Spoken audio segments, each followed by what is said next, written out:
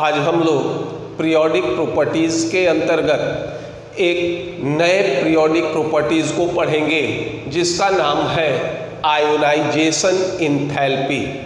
अब पहले ये देखते हैं कि आयोनाइजेशन इंथैल्पी क्या होता है। हम लोग याद करो ये पढ़े थे कि मान लीजिए कोई एटम है और इस एटम में जैसे जैसे दूरी न्यूक्लियस से बढ़ते जाता है इलेक्ट्रॉन की एनर्जी क्या होगी, बढ़ेगी।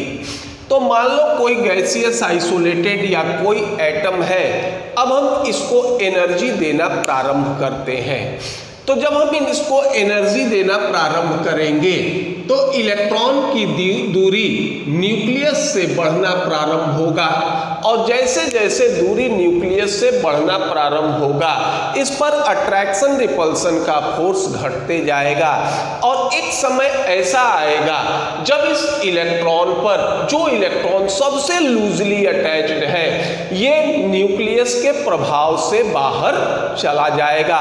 तो हम ये कहेंगे कि ये इलेक्ट्रॉन उस एटम से बाहर निकल गया और जितनी एनर्जी की आवश्यकता होगी उस इलेक्ट्रॉन को बाहर निकालने के लिए इसको हम लोग नाम देते हैं आयोनाइजेशन इंथैल्पी कहेंगे। अब यह है कि किसी भी एटम में इलेक्ट्रॉन जो होंगे ये क्या होते हैं, ये एक से अधिक इलेक्ट्रॉन होंगे। सिर्फ हाइड्रोजन को छोड़ दो तो बाकी कोई भी ऐसे एलिमेंट नहीं है जिसमें इलेक्ट्रॉन की संख्या एक हो।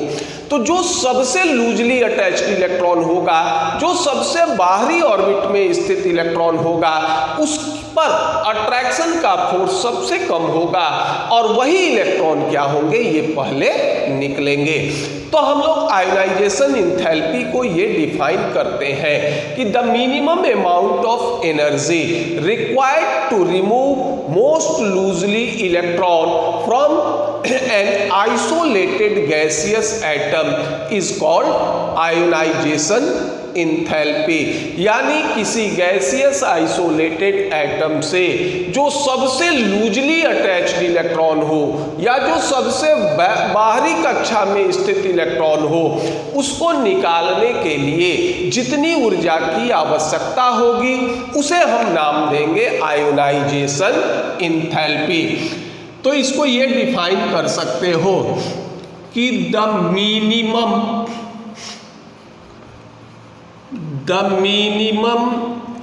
Amount of energy required to remove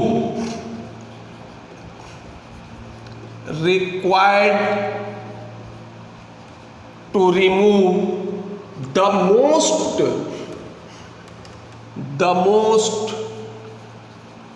loosely electron from an isolated gaseous atom, इसको हम लोग नाम देंगे क्या, आयोनाइजेशन इंथैल्पी।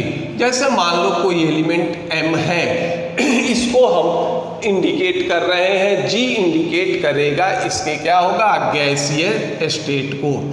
अब इसको हम एनर्जी देते हैं, तो जब इसको एनर्जी दोगे तो जो सबसे लूजली अटैच्ड इलेक्ट्रॉन है इसकी एनर्जी बढ़ेगी और न्यूक्लियस से दूरी बढ़ेगा और एक समय ऐसा आएगा जब ये इलेक्ट्रॉन क्या होंगे, इससे बाहर निकल जाएंगे और ये केटायन का फॉर्मेशन करेगा और इसको नाम देते हैं, इसी को नाम दोगे क्या, आयोनाइजेशन इंथैल्पी कहेंगे।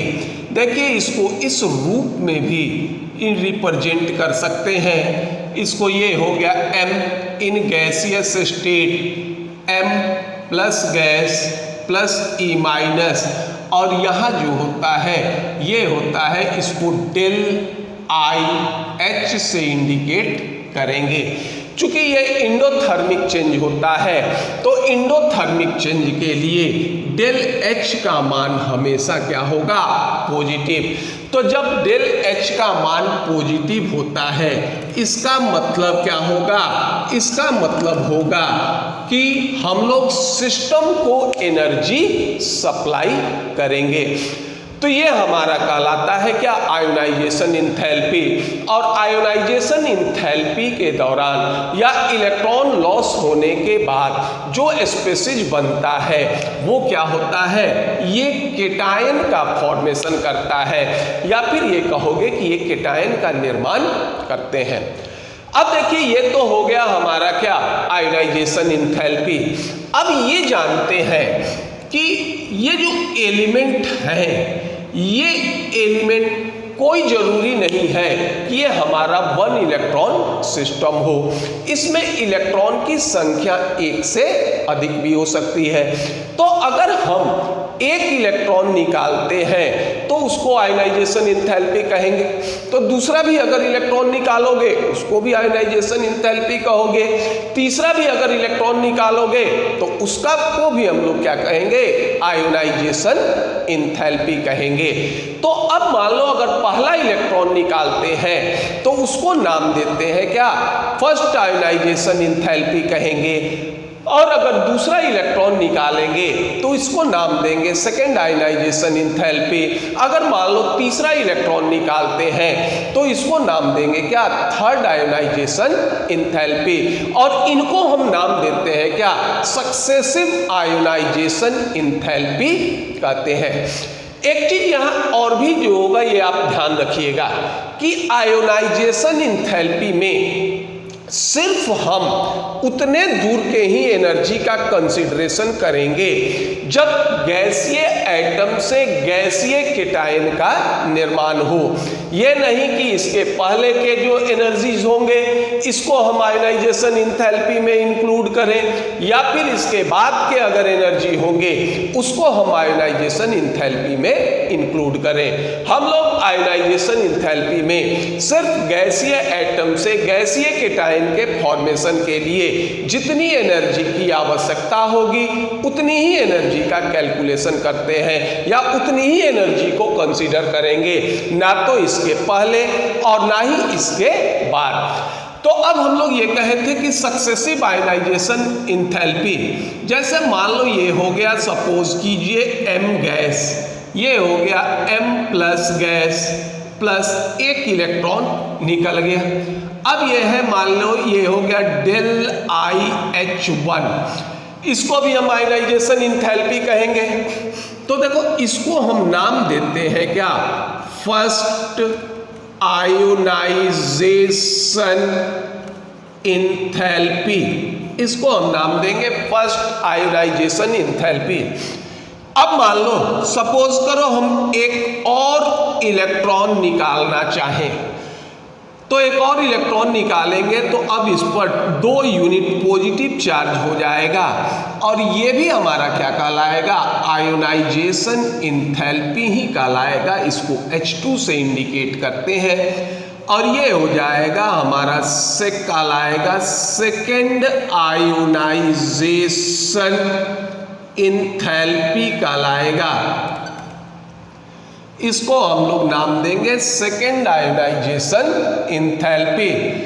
अब मान लीजिए एक इलेक्ट्रॉन और हम निकालना चाहें तो ये होगा M3 प्लस गैस, और एक और इलेक्ट्रॉन निकलेगा तो ये हो गया del IH3।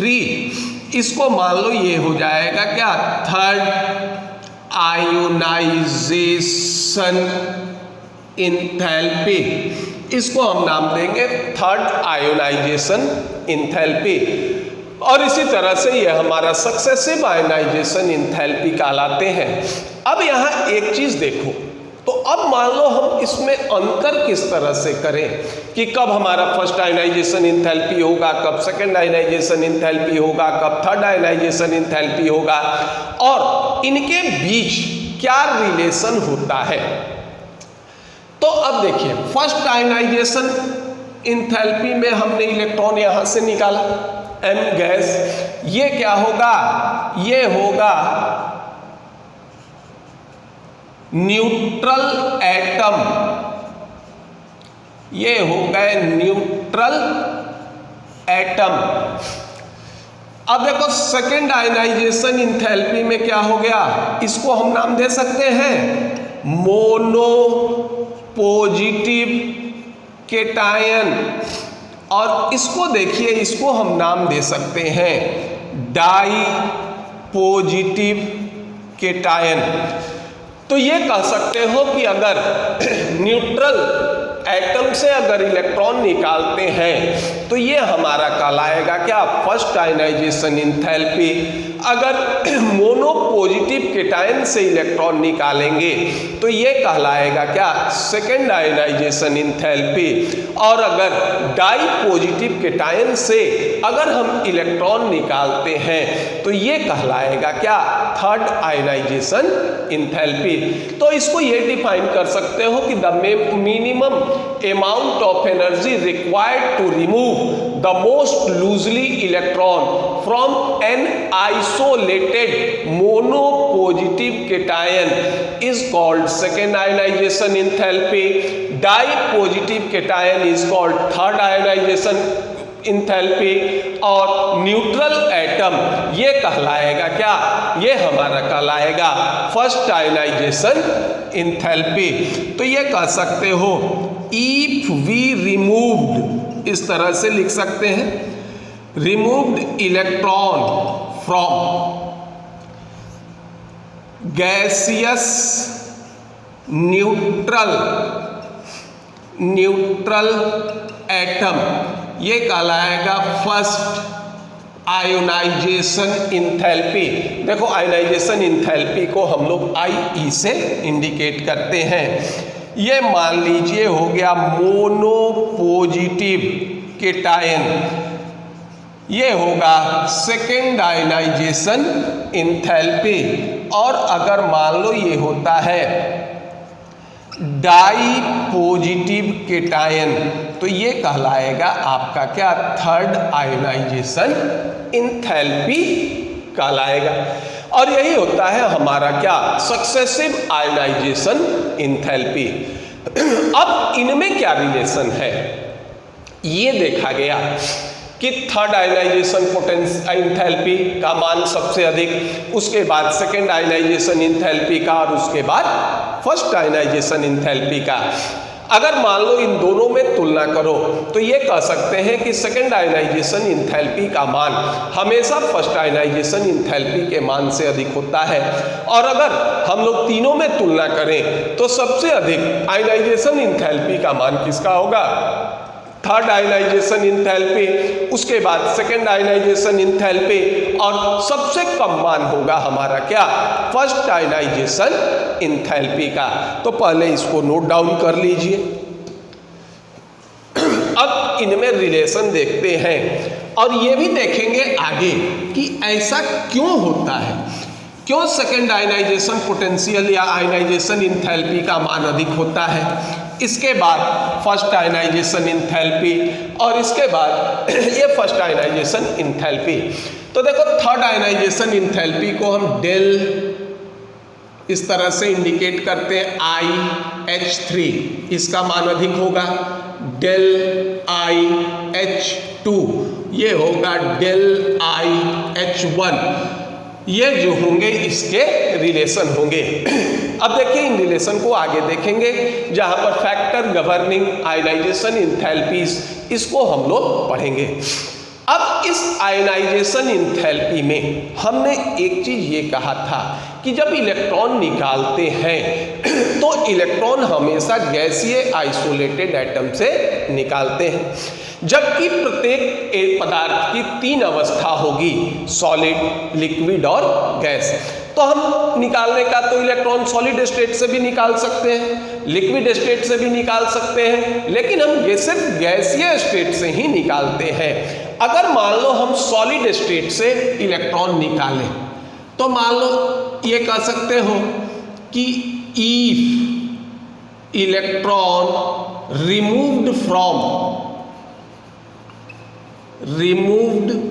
From solid state, अगर मान लीजिए सॉलिड स्टेट से इलेक्ट्रॉन निकालना चाहते हैं तो क्यों इसको आयोनाइजेशन इंथैल्पी नहीं कहेंगे? देखिए m, यहाँ हम इसको इंडिकेट कर देते हैं किससे? सॉलिड से। यह जानते हैं कि सॉलिड की स्थिति में इंटरमॉलिक्यूलर अट्रैक्शन रिपल्सन का फोर्स क्या होगा? मैक्सिमम होगा। तो अब एक एटम को अगर हम आइसोलेट करना चाहें तो इसके जो सराउंडिंग एटम है इनको क्या करना पड़ेगा? इनके बीच जो अट्रैक्शन रिपल्सन का फोर्स होगा उसको ओवरकम करना पड़ेगा। तो इसके लिए हम सिस्टम को क्या करेंगे? एनर्जी देंगे। तो जब सिस्टम को एनर्जी दोगे तो उस स्थिति में क्या हो जाएगा? जब हम सिस्टम को एनर्जी देंगे तो इसके बीच इंटरमॉलिक्यूलर डिस्टेंस बढ़ेगा और इसका अवस्था चेंज हो जाएगा और ये आ जाएगा कहाँ? गैसीय स्टेट में। तो जब ये गैसीय स्टेट में आएगा तो इस एनर्जी को नाम देते हैं क्या? सब्लिमेशन एनर्जी कहते हैं। तो ये हो जाएगा क्या? ये कह सकते हो, इसको नाम दोगे, ये कह लो कि सब्लिमेशन इंथैल्पी, इसको नाम देंगे सब्लिमेशन इंथैल्पी। और जब ये गैसीय स्टेट में आएगा तो फिर इसको एनर्जी देंगे। अब ये एक इलेक्ट्रॉन का लॉस करेगा और इस एनर्जी को नाम देंगे क्या? ये कहलाएगा आयोनाइजेशन इंथैल्पी। आयोनाइजेशन इंथैल्पी कहेंगे। तो अभी हमने ये कहा था कि आयोनाइजेशन इंथैल्पी में सिर्फ गैसीय एटम से गैसीय केटायन के बीच के एनर्जी की आवश्यकता होती है, इसी का कंसीडरेशन करेंगे। अगर मान लो हम सॉलिड स्टेट से अगर इलेक्ट्रॉन निकालते हैं तो आयोनाइजेशन इंथैल्पी में जुड़ा होगा क्या? सब्लिमेशन इंथैल्पी का मान जुड़ा होगा। और अगर मान लो ये होगा कि इन केस ऑफ सॉलिड, ये क्या हो जाएगा? अब एक क्या हो जाएगा? जो निकालोगे तो यहाँ दो एनर्जी जुड़ेगा, एक होगा sublimation enthalpy plus ionization enthalpy. यानी पहले एलिमेंट को गैसीय स्टेट में लाएंगे और उसके बाद इलेक्ट्रॉन निकालेंगे। और दूसरा ये हो जाएगा कि अगर मान लो if electron removed from liquid state, तो लिक्विड स्टेट में भी इंटरमॉलिक्यूलर अट्रैक्शन रिपल्सन का फोर्स क्या होता है? ये डोमिनेट करता है, लेकिन सॉलिड के अपेक्षा कम होगा। तो भी इसको इंटरमॉलिक्यूलर डिस्टेंस बढ़ाने के लिए सिस्टम को एनर्जी देना पड़ेगा और ये चला जाएगा कहाँ? गैसीय स्टेट में। अब अगर सॉलिड से गैसीय स्टेट में आए तो इस एनर्जी को नाम दिए थे sublimation energy.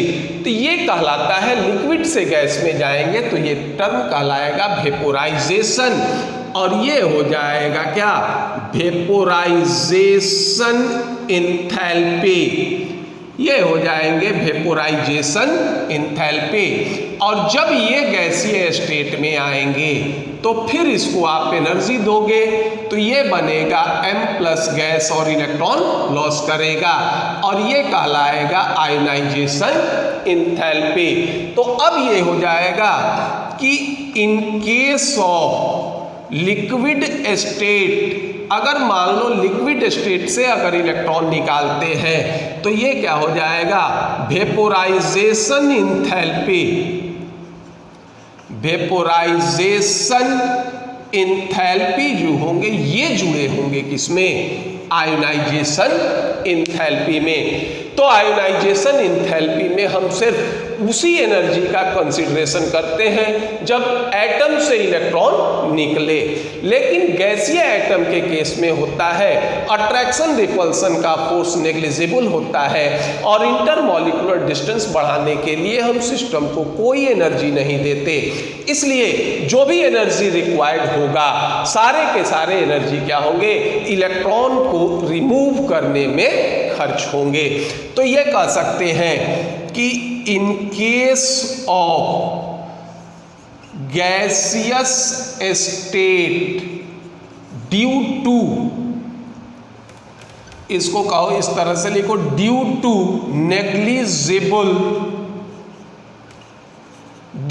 Negligible attraction repulsion force among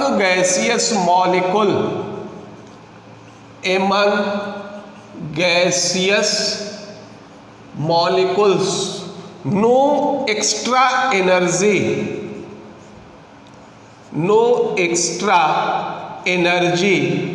supplied to the system to overcome attraction repulsion force।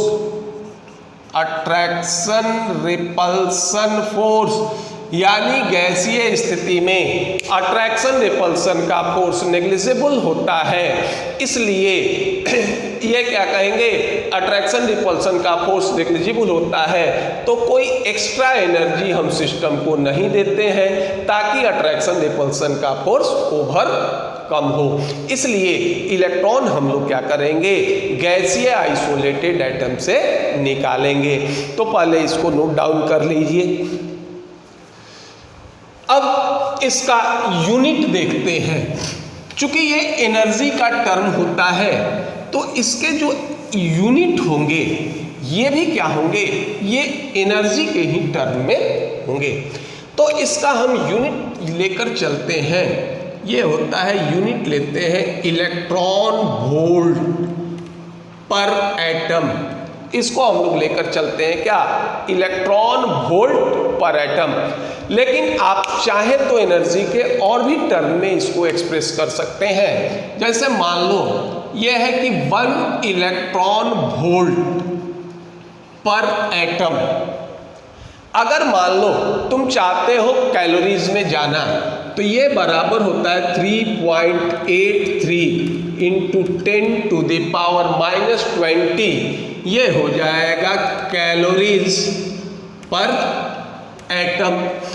अगर मान लो तुम जूल में जाना चाहते हो तो ये होगा 1.602 इंटू 10⁻⁻19 जूल पर atom.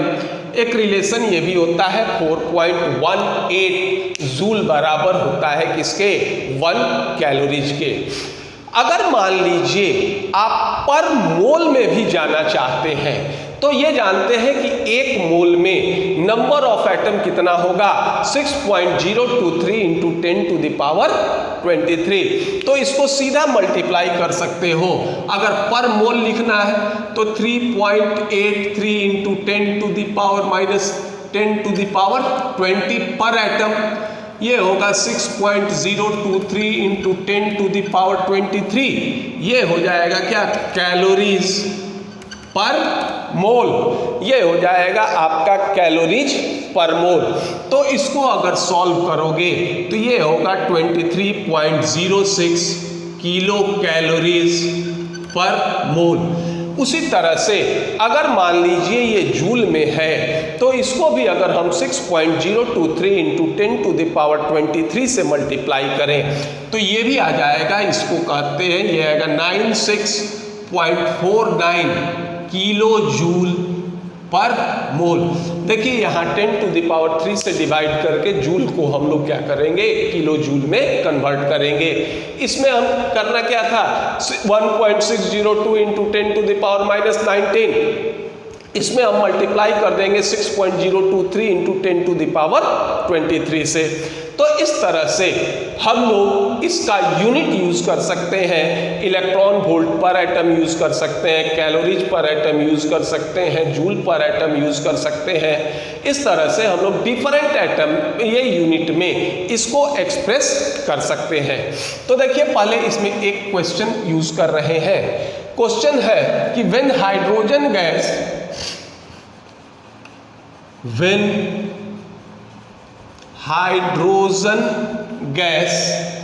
under low pressure is taken,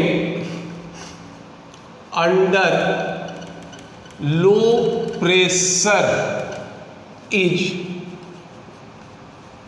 taken in a discharge tube, in a discharge tube, a sudden very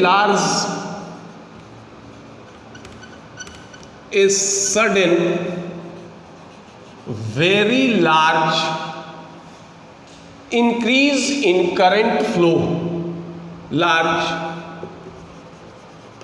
increase in current flow occurs when voltage is 13.58 electron volt. अब ये कहता है कि इसका ionization enthalpy, calculate ionization enthalpy of hydrogen. ये कहता है कि हाइड्रोजन गैस हम कोई डिस्चार्ज ट्यूब में लो प्रेशर पर लेते हैं। इसके बाद ये कहता है कि जैसे ही वोल्टेज आता है 13.58, वैसे ही करंट का फ्लो जो होगा ये अचानक बढ़ जाता है। तो ये आपको हाइड्रोजन का आयनाइजेशन एंथैल्पी बताना है। देखिए हाइड्रोजन गैस हमारा क्या होता है, गैसीय स्टेट होने के कारण ये क्या होगा, ये नॉन कंडक्टर होगा। इससे होकर इलेक्ट्रिक करंट सप्लाई नहीं होंगे। तो जब इससे होकर इलेक्ट्रिक करंट सप्लाई नहीं होंगे तो अब हम इसमें इलेक्ट्रिक करंट फ्लो करते हैं। तो हाइड्रोजन जो होंगे ये जब तक आयोनाइज नहीं होंगे तब तक इसमें करंट का फ्लो संभव नहीं है। जब ये आयोनाइज होगा या इलेक्ट्रॉन लॉस करेगा तो जैसे ही इलेक्ट्रॉन लॉस करेंगे ये क्या करेगा, इलेक्ट्रॉन बाहर निकलेगा और यही इलेक्ट्रॉन इलेक्ट्रिक करंट के फ्लो के लिए रिस्पॉन्सिबल होते हैं। यानी जैसे ही वोल्टेज इतना इलेक्ट्रॉन वोल्ट होगा वैसे ही इससे इलेक्ट्रॉन क्या होंगे, ये बाहर निकलेंगे। और जब इलेक्ट्रॉन बाहर निकलेंगे तो इसमें क्या होगा, ये sudden large increase in current flow होगा और तुरंत जो होगा ये करंट फ्लो बढ़ जाएगा। इसलिए यही हमारा क्या होगा, आयोनाइजेशन एंथैल्पी। तो ये हो जाएगा आपका आयोनाइजेशन एंथैल्पी। ये कितना ऑफ हाइड्रोजन, ये हो जाएगा 13.58 इलेक्ट्रॉन वोल्ट, ये हो जाएगा पर एटम। अगर मान लीजिए आपको किलो कैलोरीज में जाना हो, जूल में जाना हो, तो आप इस रिलेशन के साथ आसानी से काउंट कर सकते हैं। अब देखो 13.58 इंटू इससे मल्टीप्लाई कर दो 23.06, ये हो जाएगा किलो कैलोरीज पर मोल। और ये हो जाएगा अगर मान लीजिए 13.58, इसको इससे मल्टीप्लाई कर दो 96.49, ये हो जाएंगे किलो जूल पर मोल। और इस तरह से हम लोग आयोनाइजेशन एंथैल्पी हाइड्रोजन का क्या करेंगे, ज्ञात करेंगे। अब आगे देखते हैं, ये होता है factor governing ionisation enthalpy, factor governing ionisation enthalpy या फैक्टर अफेक्टिंग आयोनाइजेशन एंथैल्पी। देखो इसमें सबसे पहला फैक्टर होगा क्या, ये होगा एटॉमिक रेडियस।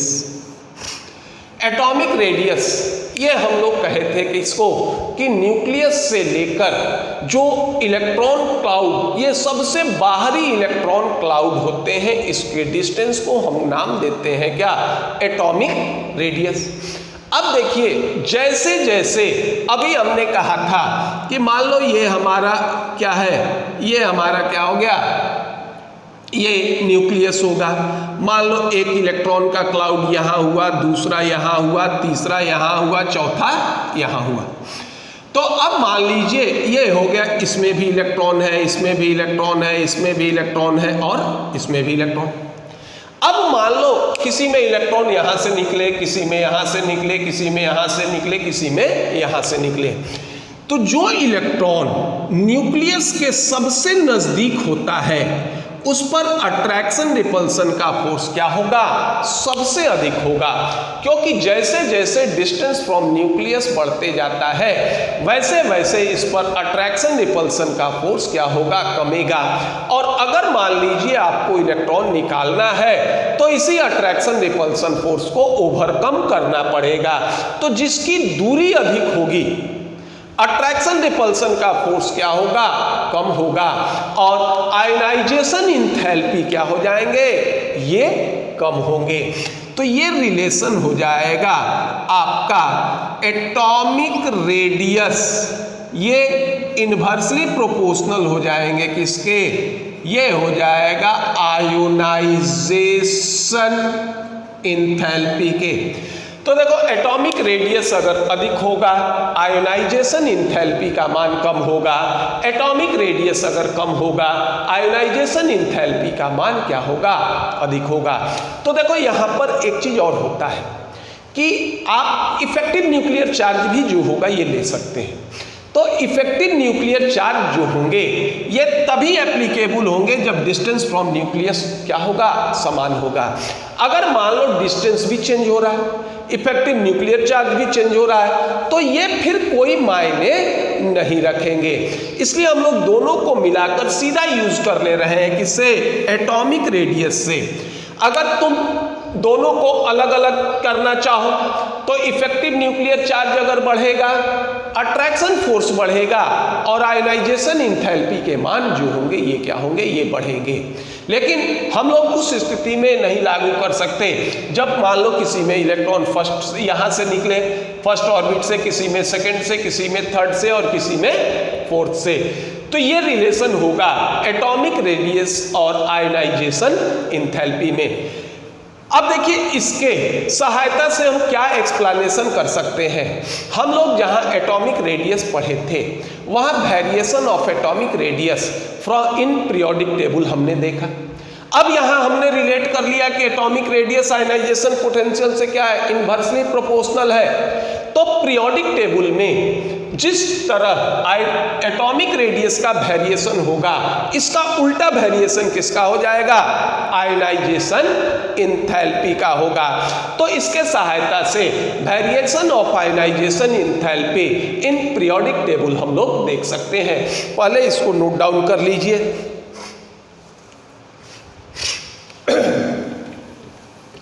अब हम लोग ये देखते हैं कि पीरियोडिक टेबल में किस तरह से आयोनाइजेशन इंथैल्पी का वेरिएशन होता है।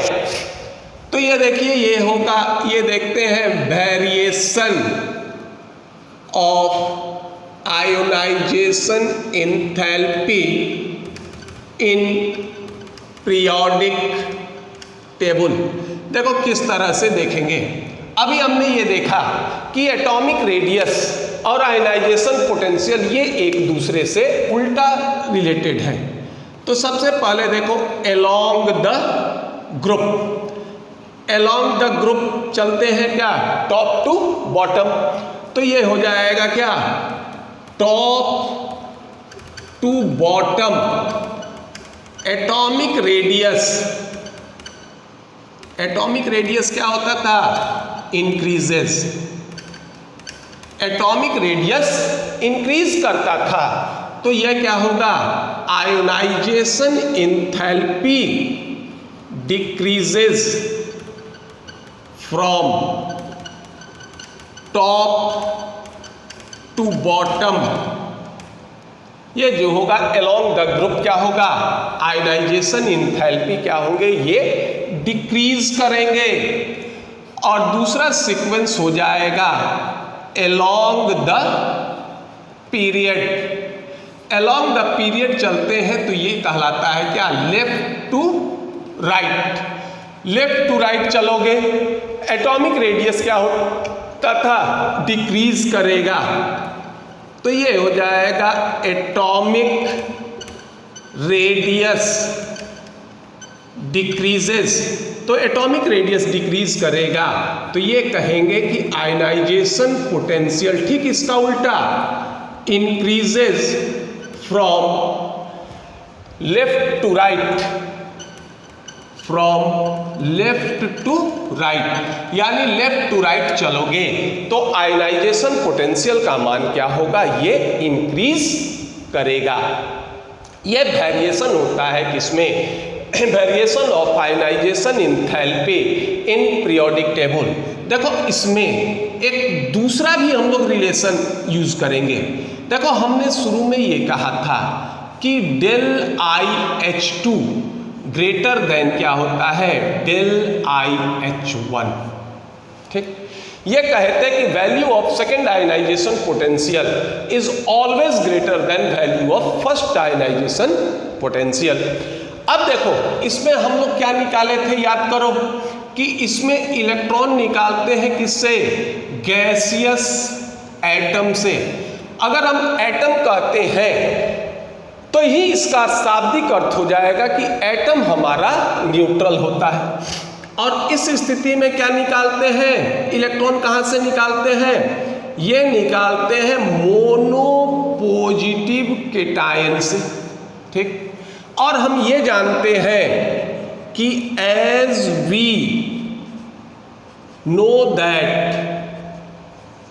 Size of cation is always lower than their parent atom।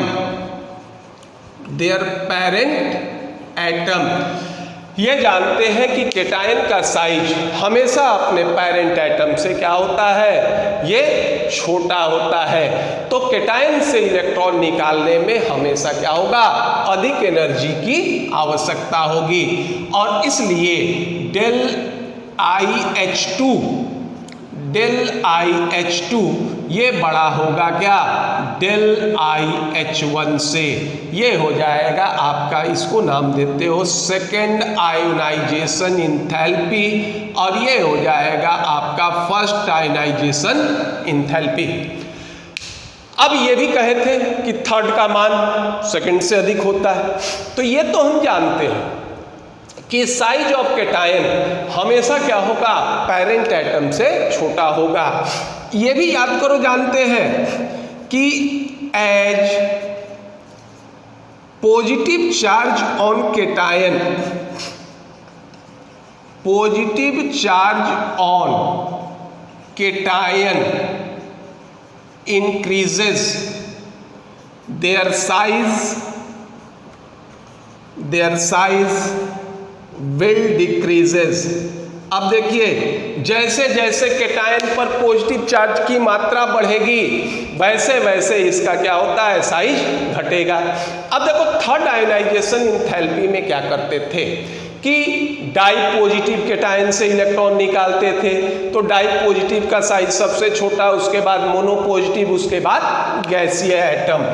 और इसलिए ये कहोगे थर्ड आयोनाइजेशन एंथैल्पी सबसे बड़ा, इसके बाद होगा क्या, सेकेंड आयोनाइजेशन एंथैल्पी, और इसके बाद होगा क्या, फर्स्ट आयोनाइजेशन एंथैल्पी। थर्ड में हम निकालेंगे डाई पॉजिटिव केटायन से, सेकंड में निकालेंगे मोनो पॉजिटिव केटायन से, और फर्स्ट में हम निकालेंगे क्या, गैसीय आइसोलेटेड से एटम से इलेक्ट्रॉन निकालेंगे। तो ये होगा हमारा क्या, ये वेरिएशन ऑफ पीरियोडिक टेबल। और साथ साथ हमने देखा कि सेकेंड आयोनाइजेशन पोटेंशियल का मान फर्स्ट से अधिक क्यों होता है। तो ये तो हमने देखा। अब ये देखते हैं कि क्या ये पीरियोडिक टेबल पर एप्लीकेबल होगा या नहीं। तो पहले इसको नोट डाउन कर लीजिए। अब ये तो थ्योरेटिकल था, तो अब देखो कि क्या एक्सपेरिमेंटल मान इस लॉजिक को मानता है या नहीं। तो हम लोग ये करते हैं क्या, एक ग्राफ देखिए प्लॉट करते हैं, और इस ग्राफ में देखो एक एक्सिस पर लेते हैं एलिमेंट्स ऑफ सेकेंड पीरियड, और इस पर ले रहे हैं आयोनाइजेशन एंथैल्पी। ये पीरियड में लेफ्ट टू राइट चलेंगे तो बढ़ेगा।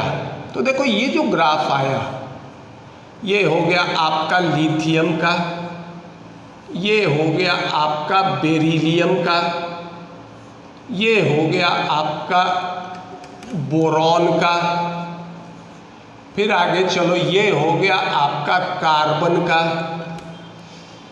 ये हो गया आपका किसका, नाइट्रोजन का, नीचे थोड़ा आओ ये हो गया ऑक्सीजन का, ये हो गया आपका फ्लोरीन का, और ये हो जाएगा नियोन का। ये हमको ग्राफ प्लॉट होता है। हमने ये सिद्ध किया था कि पीरियड में बाईं ओर से दाहिनी ओर जाएंगे तो ये क्या होगा, आयनाइजेशन इंथैल्पी का मान बढ़ेगा। हो सकता है कि चलिए अगर इसमें इंक्रीज यूनिफॉर्म नहीं हो, अगर ये इंक्रीज यूनिफॉर्म होता, रेगुलर इंटरवल में होता, तो ये लाइन हमारा स्ट्रेट लाइन आता। लेकिन मान लीजिए अगर स्ट्रेट लाइन नहीं भी आ रहा है तो इस ग्राफ का नेचर ऑलवेज इंक्रीजिंग होना चाहिए। लेकिन ये देखते हैं कि देखो एक बार यहाँ ग्राफ जो होगा डिक्रीजिंग ऑर्डर में आया, एक बार यहाँ जो होगा ये ग्राफ डिक्रीजिंग ऑर्डर में आया, तो ये जो होंगे ये हमारे एक्सेप्शन होंगे। ये इंडिकेट करेगा कि first ionization potential of beryllium is higher than boron, first ionization potential of nitrogen is higher than oxygen, जबकि होना इसका क्या चाहिए था, होना इसका उल्टा चाहिए था। तो अब ये देखते हैं कि ये किस तरह से इसको हम एक्सप्लेन करते हैं। तो देखो पहला तो फैक्टर एटॉमिक रेडियस हो गया, और दूसरा फैक्टर जिसको नाम देते हैं क्या, पेनिट्रेशन इफेक्ट कहते हैं। अब ये देखिए पेनिट्रेशन इफेक्ट हमारा क्या होता है कि पेनिट्रेशन इफेक्ट होता है कि हमारा अलग अलग ऑर्बिटल होते हैं, एक एस ऑर्बिटल हो सकता है, पी ऑर्बिटल हो सकता है, डी ऑर्बिटल होता है और एफ ऑर्बिटल होता है। तो एस ऑर्बिटल ये न्यूक्लियस के तरफ अधिक पेनिट्रेट होता है, उसके बाद पी, उसके बाद डी और उसके बाद क्या होगा, ये एफ। या ये कह सकते हो कि जिस ऑर्बिटल का पेनिट्रेशन अधिक होता है वो न्यूक्लियस के क्या होगा, ये नजदीक होता है। तो ये कह सकते हो कि orbital having more penetration towards nucleus,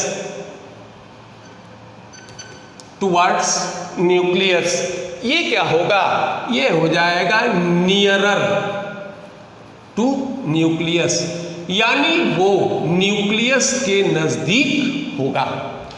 तो सबसे पेनिट्रेशन अधिक होता है किसका, एस का, उसके बाद पी का, उसके बाद डी का और उसके बाद एस का। तो इसका जो सीक्वेंस होगा एस का पेनिट्रेशन सबसे अधिक, उसके बाद पी, उसके बाद डी और उसके बाद एफ। तो ये पेनिट्रेशन का सीक्वेंस होता है, और ये कह सकते हो या दूसरे शब्दों में कि एस ऑर्बिटल न्यूक्लियस के सबसे नजदीक होता है, इसके बाद पी ऑर्बिटल, इसके बाद डी ऑर्बिटल और इसके बाद एफ ऑर्बिटल। और ये चीज तब एप्लीकेबल होगा जब नंबर ऑफ ऑर्बिट क्या हो, सेम हो।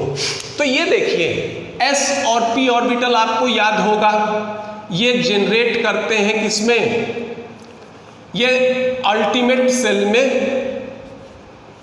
ये जनरेट करते हैं किसमें, अल्टीमेट सेल में। डी ऑर्बिटल याद करो, ये पेनाल्टीमेट सेल में, और एफ ऑर्बिटल जनरेट करता है कहाँ, याद कीजिए एंटी पेनाल्टीमेट सेल में। तो जब एंटी पेनाल्टीमेट सेल में तो इलेक्ट्रॉन जब निकलता है तो ये हमारा सबसे लूजली अटैच्ड इलेक्ट्रॉन होगा, या ये कहो कि इलेक्ट्रॉन अल्टीमेट सेल से निकलेगा। तो डी और एफ से तो चलिए इलेक्ट्रॉन निकलेगा ही नहीं, या तो एस से निकल सकता है, या फिर जो होगा ये कहाँ से, ये आपका P से निकल सकता है। तो जब ये S और P से निकलेगा तो नेचुरल है कि S ऑर्बिटल न्यूक्लियस के काफी नजदीक होता है और P ऑर्बिटल इससे क्या होगा, दूर होगा। तो S ऑर्बिटल से इलेक्ट्रॉन निकालने में अधिक ऊर्जा खर्च होगी, किसकी अपेक्षा, P ऑर्बिटल की अपेक्षा।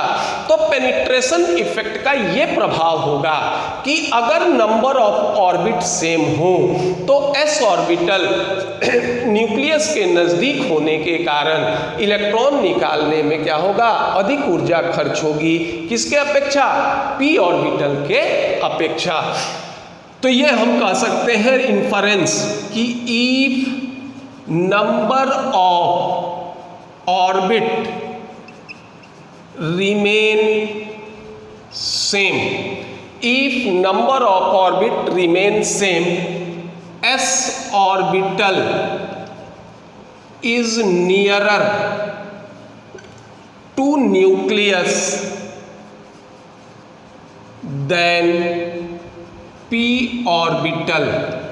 So electron of S orbital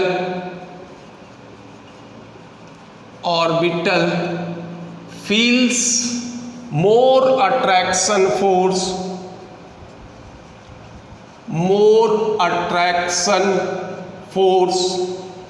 than electron of P orbital and hence more energy required to remove electron from S orbital with respect to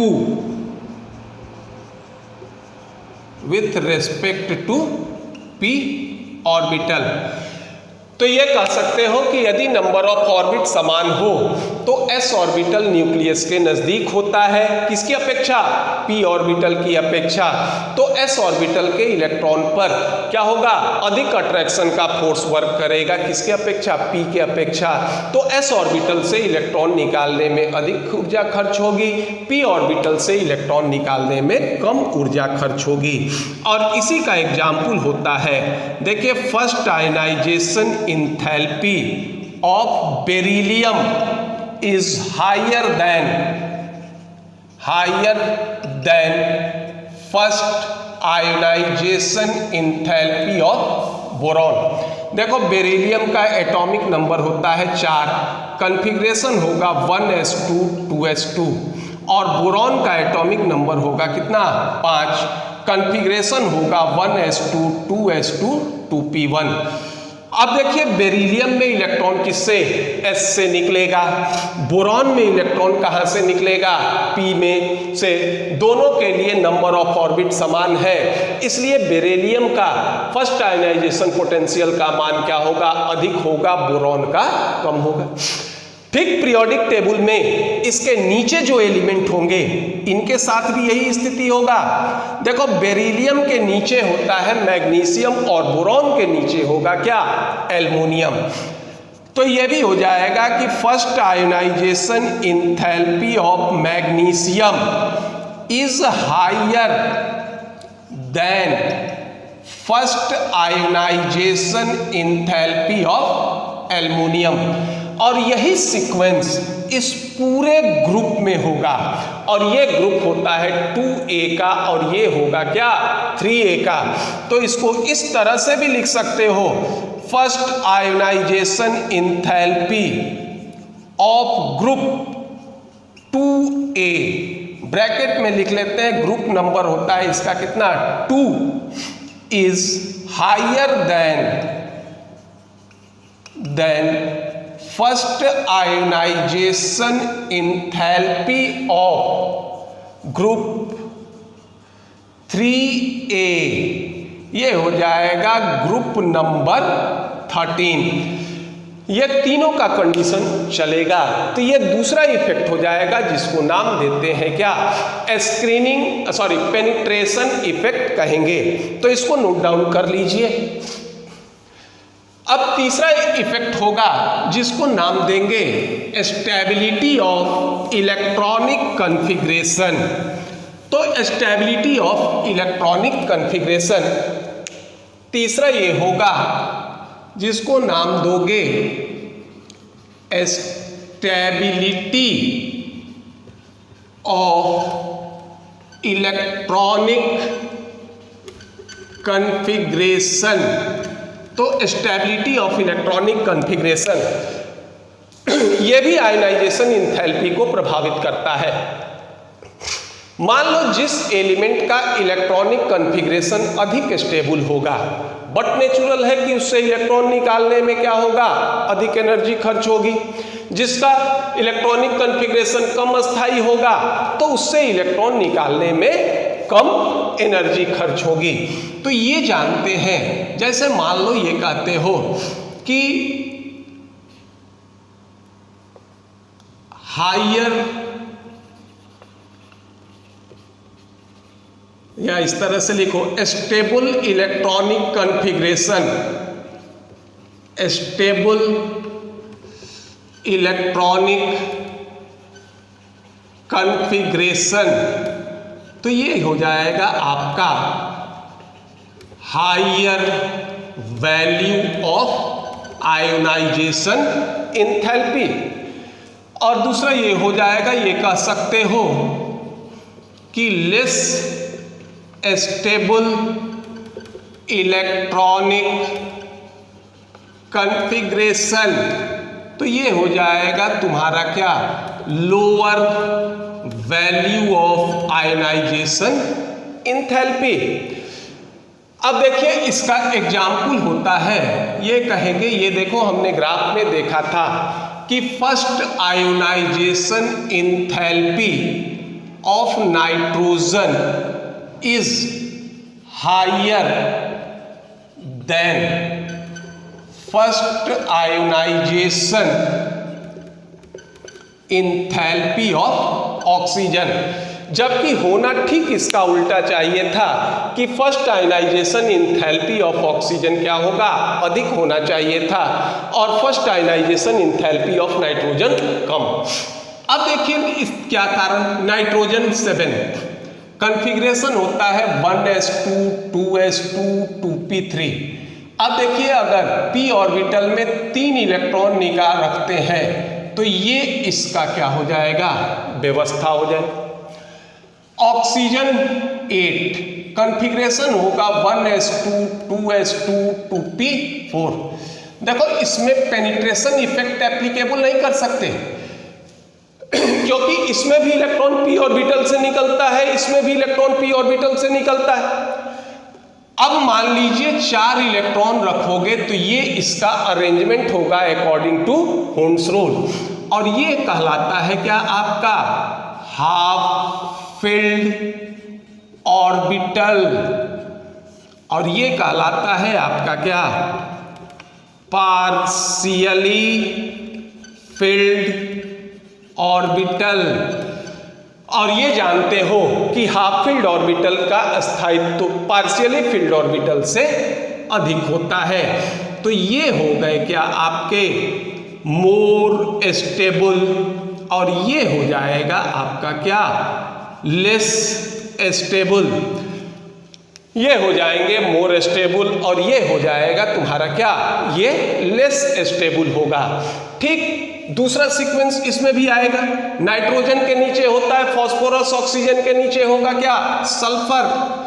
तो ये होगा first ionisation enthalpy of phosphorus is higher than first ionisation enthalpy of sulphur.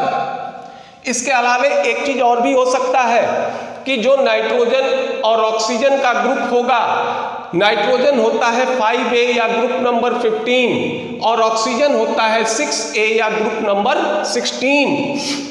तो ये भी कह सकते हो कि first ionisation enthalpy of group 5A या ग्रुप नंबर हो जाएगा कितना 15 इज हायर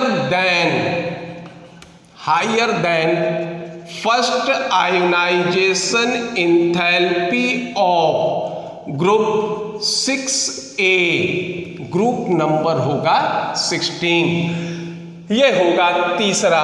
और चौथा होता है जिसको नाम देते हैं स्क्रीनिंग इफेक्ट और शिल्डिंग इफेक्ट। ये स्क्रीनिंग इफेक्ट और शिल्डिंग इफेक्ट ये हमारा ट्रांजिशन एलिमेंट या डी ब्लॉक एलिमेंट के केस में एप्लीकेबल होता है। देखिए हम लोग स्क्रीनिंग इफेक्ट या शिल्डिंग इफेक्ट जहां हम लोग फैक्टर अफेक्टिंग एटॉमिक रेडियस पढ़े थे, वहां पर हमने डिटेल्स में ये देखा था कि स्क्रीनिंग इफेक्ट या शिल्डिंग इफेक्ट क्या होता है। देखो स्क्रीनिंग इफेक्ट या शिल्डिंग इफेक्ट ये होता है, जैसे मान लो ये हो गया न्यूक्लियस, ये हो गए क्या, ये हो गए इलेक्ट्रॉन क्लाउड। और ये एप्लीकेबल कब होता है, ये मान लो ये हो गया हमारा क्या, अल्टीमेट सेल, और ये होता है क्या, ये होता है पेनाल्टीमेट सेल। तो ये तभी एप्लीकेबल होगा जब इलेक्ट्रॉन पेनाल्टीमेट सेल में भरेगा। हमने अभी ये कहा था कि s और p ऑर्बिटल ये अल्टीमेट सेल में ओरिजिनेट करते हैं, जबकि d ऑर्बिटल पेनाल्टीमेट सेल में ओरिजिनेट करता है, और f ऑर्बिटल ये एंटी पेनाल्टीमेट सेल में ओरिजिनेट करेंगे। तो देखो जब इलेक्ट्रॉन पेनाल्टीमेट सेल में भरते हैं तो उस समय इस पर दो फोर्स कार्य करते हैं। एक होता है electron of ultimate shell and nucleus, और दूसरा होता है कि जैसे जैसे पेनाल्टीमेट सेल में इलेक्ट्रॉन की संख्या बढ़ेगी तो इस दोनों के बीच क्या होगा, ये रिपल्सन का फोर्स वर्क करेगा। और इस तरह से इस दोनों के कंबाइंड इफेक्ट को नाम देते हैं क्या, शिल्डिंग इफेक्ट या स्क्रीनिंग इफेक्ट।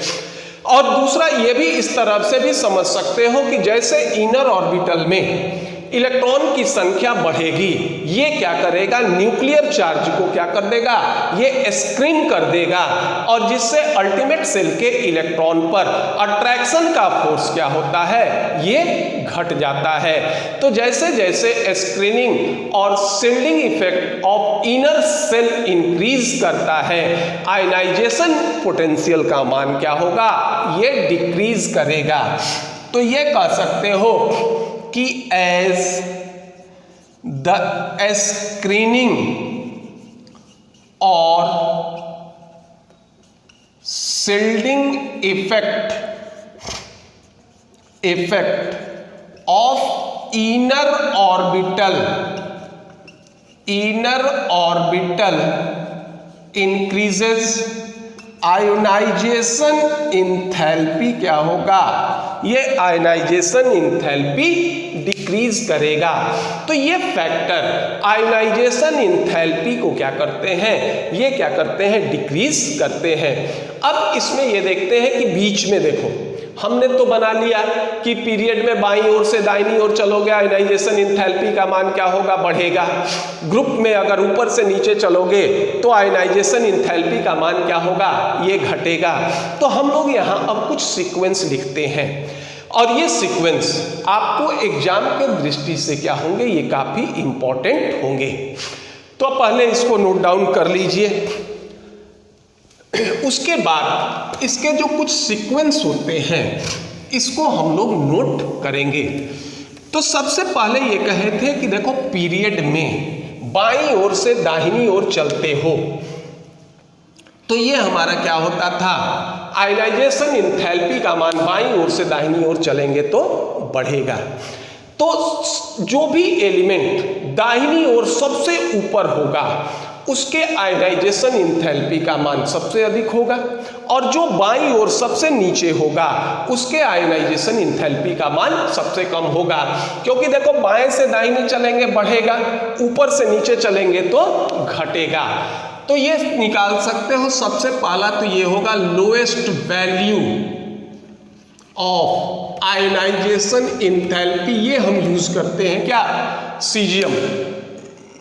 देखिए सीजियम के नीचे भी एक एलिमेंट है फ्रांसियम, लेकिन हम फ्रांसियम को इसलिए यूज नहीं करते क्योंकि फ्रांसियम के आयनाइजेशन इंथैल्पी का मान नोन नहीं है, और दूसरा ये है कि फ्रांसियम हमारा रेडियो एक्टिव एलिमेंट होगा। दूसरा ये होता है, देखिए यूज करते हैं highest value of ionization enthalpy. देखो दाहिनी तरफ सबसे ऊपर एलिमेंट है क्या, हीलियम। तो हीलियम के आयनाइजेशन इंथैल्पी का मान क्या होगा, हीलियम के आयनाइजेशन इंथैल्पी का मान क्या हो जाएगा, ये सबसे अधिक होगा।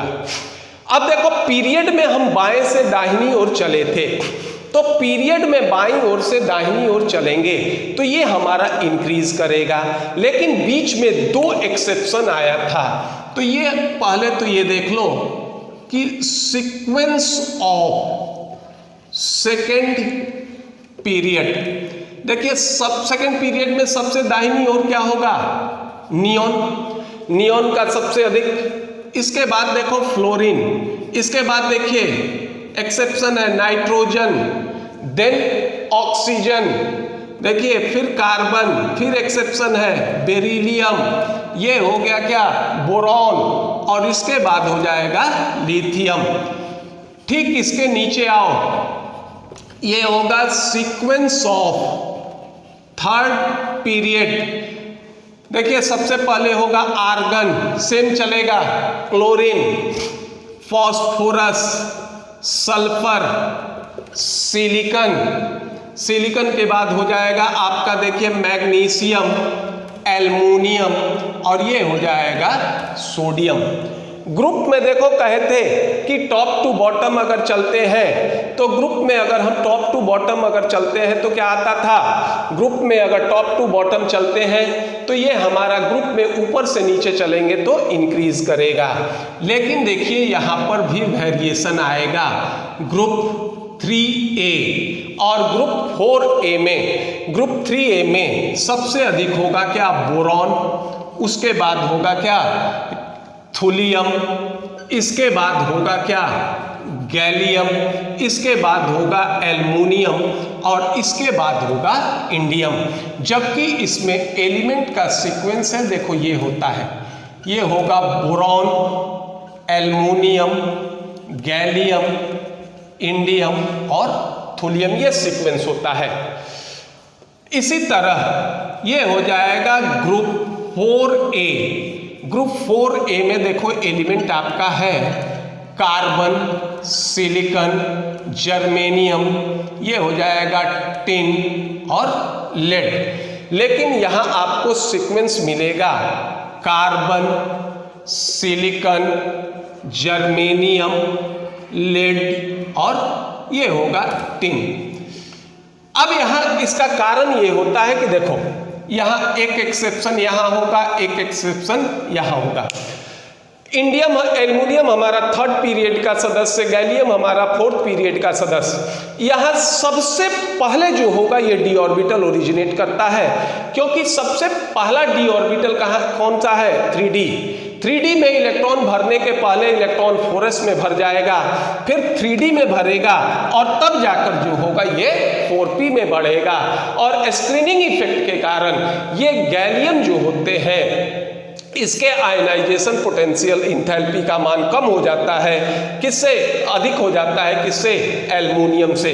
और ठीक यही f ऑर्बिटल के कारण यहाँ पर ये सीक्वेंस आएगा। अब एक सीक्वेंस ले लेते हैं, ये होता है सीक्वेंस ऑफ, ये ले लेते हैं sequence of second ionization enthalpy.